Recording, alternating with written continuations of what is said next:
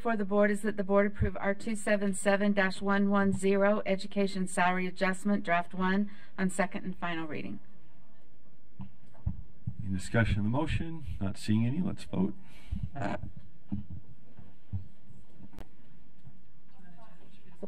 Chair, Carey is a yes. Member Carey, thank you. Do we not have Member Klein online? I missed the opener. Okay.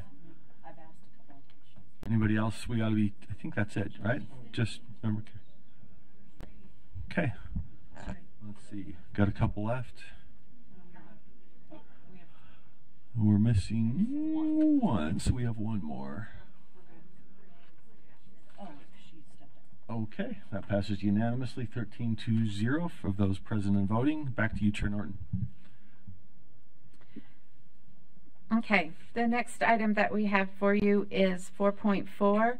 The motion before the board is that the board approve R277-479 funding for charter school students with disabilities, Draft 1, on second and final reading. Okay, Member Lear, discussion of the motion. Right. I just would like to hear briefly from Assistant Superintendent Voorhees about, as I read this, I don't see anything troubling. It's limited to expanding in new charter schools.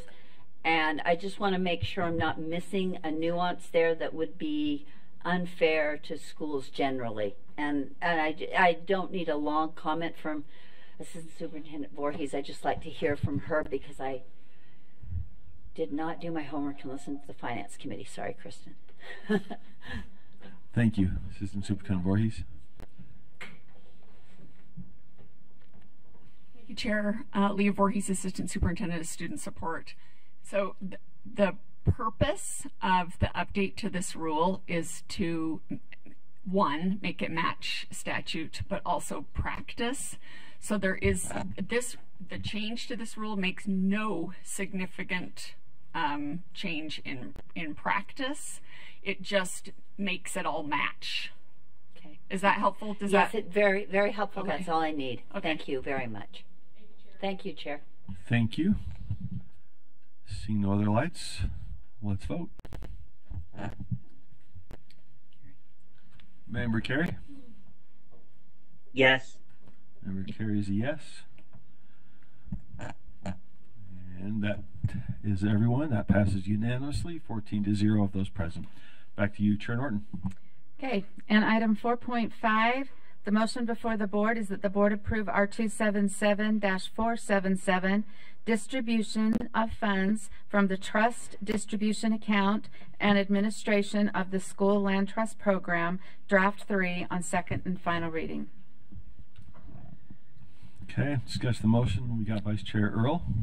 Yes, can someone maybe direct me where in this document that you have two possibilities here. You have the School Trust Land Council, or you have the charter board who can be the School Trust Land Council. My question is this: who makes that decision and what's the criteria for that? I just can't see where that is differentiated.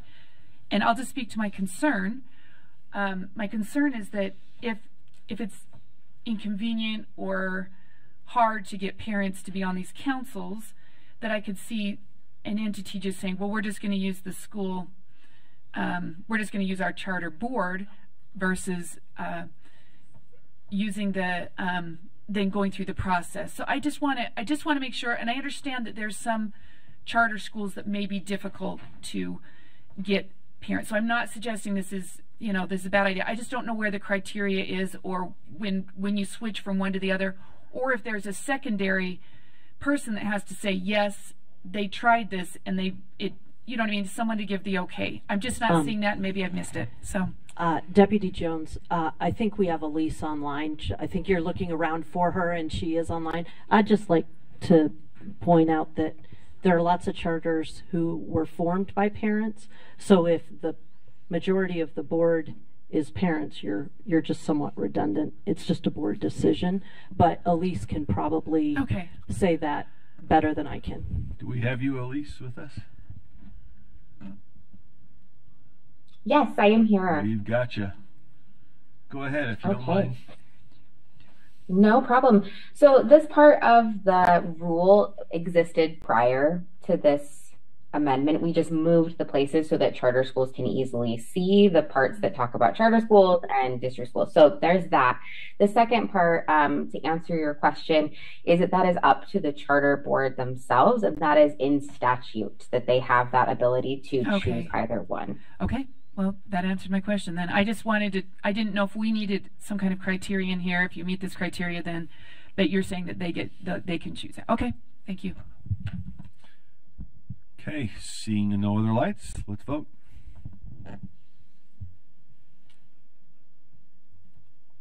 Carrie is abstain. Got it. Carrie abstains.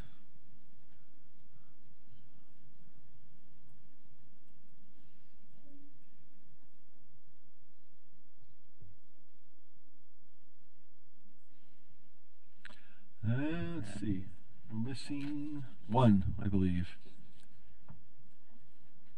13 votes in, and that covers it. That passes 11 to 1 to 2. The abstention being member Carey, no votes being member Green and member Bogus. Back to you, Chair Norton.